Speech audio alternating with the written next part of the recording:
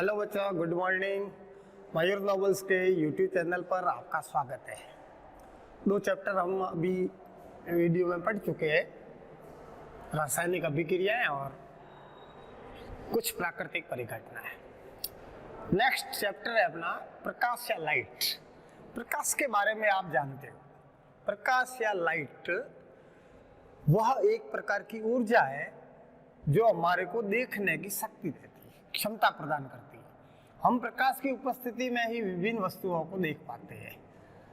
प्रकाश की अनुपस्थिति में हमें कुछ भी दिखाई नहीं देता है। तो प्रकाश वह ऊर्जा है जो हमारी दृष्टि संवेदना को उत्पन्न करती है। अब इस पाठ के अंदर आपके नए सिलेबस के अनुसार कुछ टॉपिक हटा दिए हैं और मानव नेत्र ये वाला टॉपिक है, वो आज हम लेने जा रहे हैं। मानव नेत्र या ह्यूमन आई यानी आंख, नेत्र यानी आंख। हम आंख से विभिन्न वस्तुओं को देखते हैं।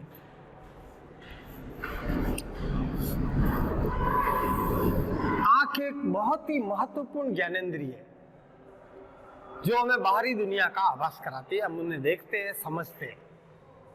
इसलिए इसकी संरचना और कार्यप्रणाली को समझना हमारे लिए बहुत जरूरी है। पहले मैं आपको डायग्राम के बारे में थोड़ी जानकारी दे दूं आँख के।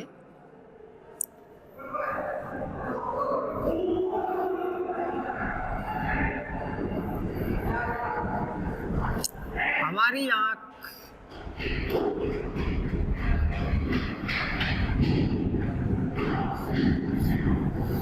एक गोलाकार अंग है।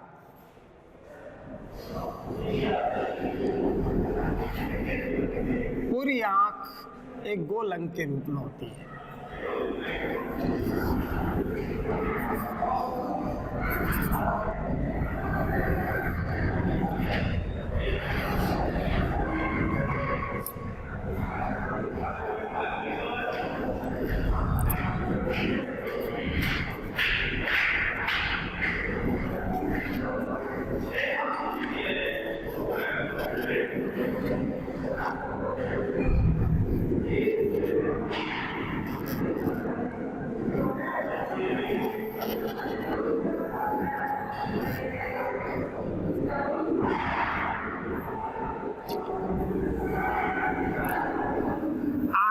अधिकतर भाग है, बाहरी भाग, वो सफेद रंग का होता है।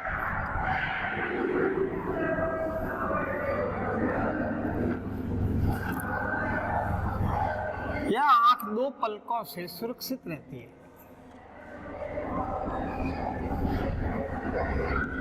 यह है ऊपरी पलक,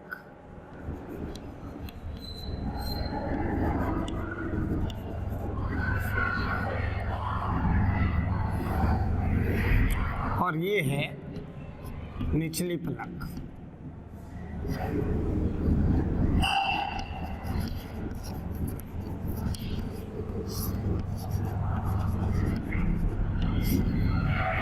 और इस आंख के ऊपर विभिन्न प्रकार की 3 परतें होती है।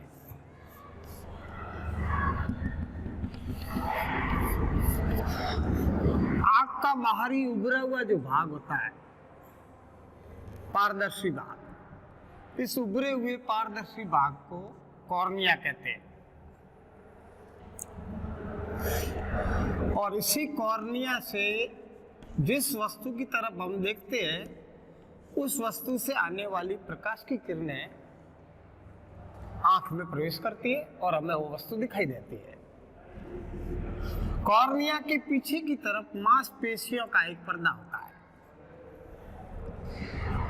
जिसे परितारिका या आइरिस बोलते हैं। यह आइरिस आंख में वस्तु से आने वाले प्रकाश की मात्रा का नियंत्रण करता है।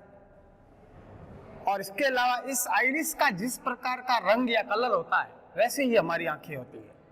कुछ मनुष्यों के अंदर आंखें काली होती है, जैसे हमारे भारतीयों में अधिकतर आंखें काली होती है। इसका मतलब आइरिस का रंग है वो ब्लैक है, काला है। और कुछ लोगों की आंखें भूरी होती है, इसका मतलब आइरिस का रंग है वो भूरा है या ब्राउन है। कुछ में नीली होती है तो आइरिस का रंग। यानी आइरिस है वो हमारी आंख के कलर को निर्धारित करता है और प्रकाश की मात्रा जो इसमें आंख में प्रवेश करती है उसका नियंत्रण करता है। इसके बीचों बीच एक छिद्र होता है जिसे तारा या पुतली कहते हैं। तारा, पुतली या पुपिल्स। पुपिल्स के आकार का नियंत्रण ये आइरिस करता है। एक गतिविधि या क्रियाकलाप आपके पाठ में दिया गया है। जैसे ही हमारी आंख के ऊपर कोई टॉर्च से या लाइट का तेज प्रकाश पड़ता है तो आंखें सिकुड़ जाती है। यानी पुतली है वो तेज प्रकाश में सिकुड़ती है और कम प्रकाश में, मंद प्रकाश में या अंधेरे के अंदर ये पुतली चौड़ी हो जाती है। यानी आइरिस प्रकाश की मात्रा का नियंत्रण भी करता है और पुतली के आकार का भी नियंत्रण करता है। पुतली के पीछे की तरफ एक उत्तल लेंस होता है, उचित क्षमता का उत्तल लेंस। लेंस के बारे में आप पढ़ चुके हो सातवीं में। ऐसे लेंस जो किनारों से पतले होते हैं और बीच में से मोटे होते हैं, किनारा से पतले और बीच में से मोटे होते हैं, ऐसे लेंस को उत्तल लेंस या अभिसारी लेंस कहते हैं। तो ये अभिसारी लेंस होता है। उत्तल लेंस और कॉर्निया के मध्य एक द्रव भरा होता है, लिक्विड भरा होता है, जिसे जलीय द्रव बोलते हैं। जलीय द्रव या एक्वस ह्यूमर। और आंख के ऊपर 3 परतें होती है। सबसे अंदर की परत है उसको रेटिना बोलते हैं या दृष्टिपटल बोलते हैं, रेटिना, या इसको दृष्टिपटल बोलते हैं। जिस वस्तु को हम देखते हैं उस वस्तु से आने वाली किरणें इस लेंस से अपवर्तित होकर के और आंख की सबसे अंदर की परत पर केंद्रित होती है या फोकसित होती है और वस्तु का प्रतिबिंब यहाँ बनता है रेटिना पर। रेटिना है वो अनेक तंत्रिका कोशिकाओं से बनी होती है और इस रेटिना का संबंध है वो ऑप्टिक नर्व या दृक तंत्रिकाओं से होता है। प्रकाश ग्राही होती है ये दृक तंत्रिका है। रेटिना अनेक तंत्रिका कोशिकाओं की बनी होती है और रेटिना पर जो भी संवेदना या प्रतिबिंब बनता है उसकी संवेदना दृक तंत्रिकाओं तक पहुंचती है। जैसे हम वस्तु को देख रहे हैं तो वस्तु से आने वाली किरणें वो लेंस पर गिरती है और लेंस से अपवर्तित होकर के और ये रेटिना या दृष्टिपटल पर केंद्रित होती है। तो यहाँ वस्तु का प्रतिबिंब बनेगा। इस प्रतिबिंब की सूचना रेटिना में पाई जाने वाली तंत्रिका कोशिका दृक तंत्रिकाओं तक पहुंच जाती है और दृक तंत्रिका इस प्रतिबिंब की सूचना है वो मस्तिष्क तक पहुंच जाती है और हम मस्तिष्क के माध्यम से उस वस्तु को पहचान पाते हैं। ये तंत्रिका कोशिका जो रेटिना के अंदर होती है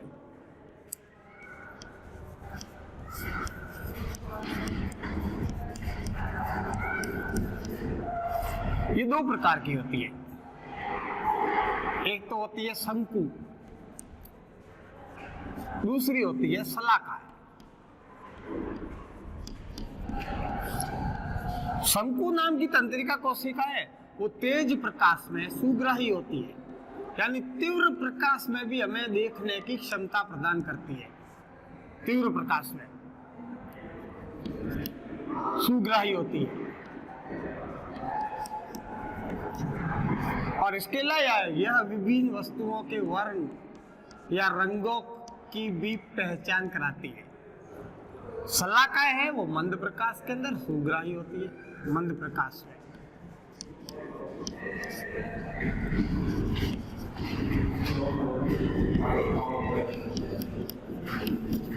सुग्राही होती है। रेटिना और दृक तंत्रिकाओं का जो संधि स्थल होता है वहां एक ऐसा बिंदु होता है जहां पर किसी प्रकार की तंत्रिका कोशिका नहीं होती है, उसे अंध बिंदु कहते हैं। और इस बिंदु पर यदि वस्तु से आने वाला प्रकाश मान लो पहुंच रहा है तो उसकी सूचना है वो हमारे मस्तिष्क तक नहीं पहुंचती है। अंध बिंदु या ब्लाइंड स्पॉट के बारे में और समझना हो तो एक कागज की पट्टी ले लो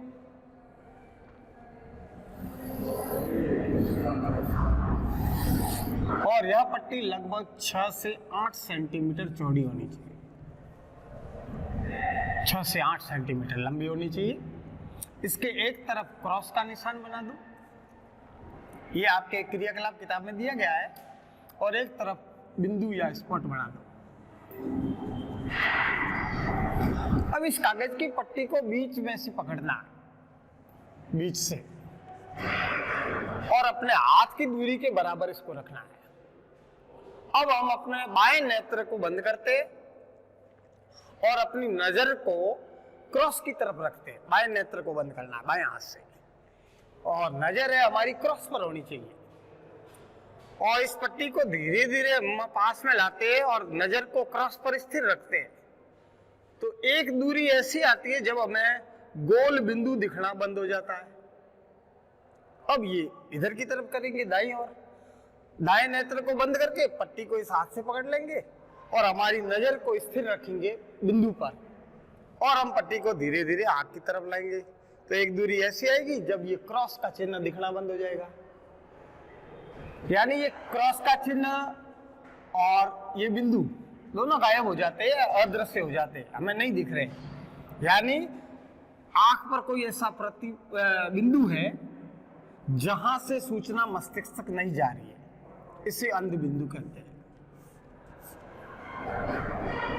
और देखने की क्रियाविधि में वापस समझ लो, हम जिस वस्तु को देखते हैं, वस्तु से आने वाली प्रकाश की किरणें आंख पर गिरती है, जलीय कॉर्निया में से प्रवेश करती है, जलीय द्रव से गुजरती है और लेंस से अपवर्तित होकर के और रेटिना पर फोकसित होती है। रेटिना पर प्रतिबिंब बनता है और उस रेटिना की तंत्रिका कोशिका है, उस प्रतिबिंब की सूचना दृक तंत्रिकाओं तक पहुंचाती है और दृक तंत्रिका हमारे मस्तिष्क तक उस प्रतिबिंब की सूचना पहुंचाती है। रेटिना के और लेंस के बीच में एक और द्रव होता है जिसे विट्रियस ह्यूमर या काचाभ द्रव बोलते हैं। काचाभ द्रव होता है। रेटिना पर कोई प्रतिबिंब बनता है, जैसे हम वस्तु को देख रहे हैं, जैसे मैं घड़ी देख रहा हूं या बोर्ड देख रहा हूं, तो इसका प्रतिबिंब मेरी रेटिना पर बन रहा है, और इससे नजर हटाते ही ये प्रतिबिंब तुरंत समाप्त नहीं होता है। ये प्रतिबिंब जो रेटिना पर बनता है, प्रतिबिंब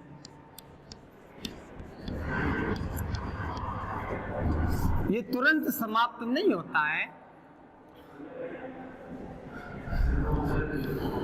1/16 सेकंड तक हमारी रेटिना पर बना रहता है, 16 सेकंड तक।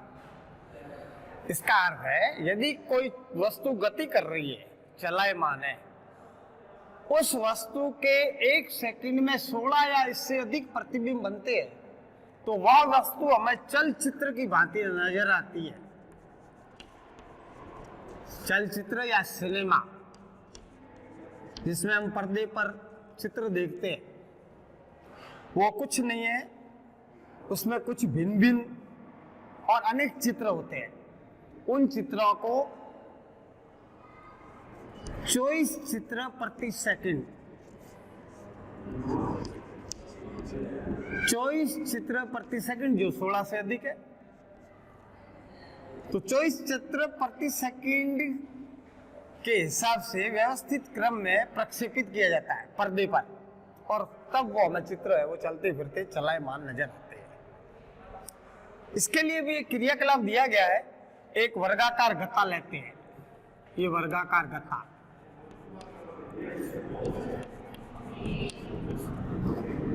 और इस वर्गाकार गत्ते के दो बराबर दूरी पर, वर्गाकार गत्ते के अंदर 2 बराबर दूरी के अंदर छेद करते हैं, और इन छेद के अंदर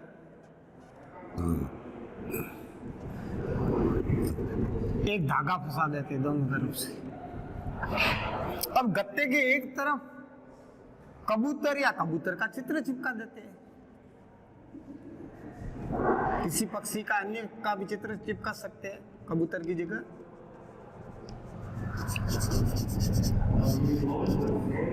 और इस गत्ते की दूसरी दिशा में, यानी पीछे वाले पृष्ठ पर, एक खाली पिंजरा बता देते हैं।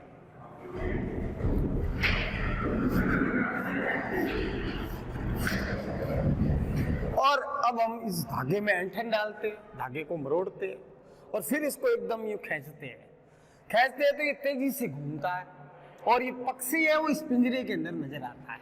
यानी हमारी रेटिना पर 16 प्रतिबिंब की स्पीड से ये घूमता है। रेटिना पर 1 सेकंड में 16 प्रतिबिंब या इससे अधिक बनते हैं तो वो चलचित्र की भांति नजर आता है। तो ये पक्षी है हमें इसके अंदर नजर आता है। इस प्रकार आंख है वो सबसे महत्वपूर्ण अंग है, हमारे को देखने में, वस्तुओं को पहचानने में सहायता करती है। अब इस आंख के अंदर विभिन्न प्रकार के दोष पाए जाते हैं, उन्हें दृष्टि दोष कहते हैं। दृष्टि दोष कई प्रकार के होते हैं, बड़ी क्लासों में आप विस्तार से पढ़ोगे और हम अगले टॉपिक के अंदर इन दृष्टि दोषों के बारे में समझेंगे। आज मैंने आंख की संरचना का चित्र बताया और इसकी कार्यप्रणाली बताई है। ये आप अपनी पुस्तक के अंदर वापस टॉपिक देखोगे तो उसमें ये इतनी मात्रा के अंदर ही दिया गया, आगे बड़ी क्लासों में और डिटेल में दिया गया है। Thank you.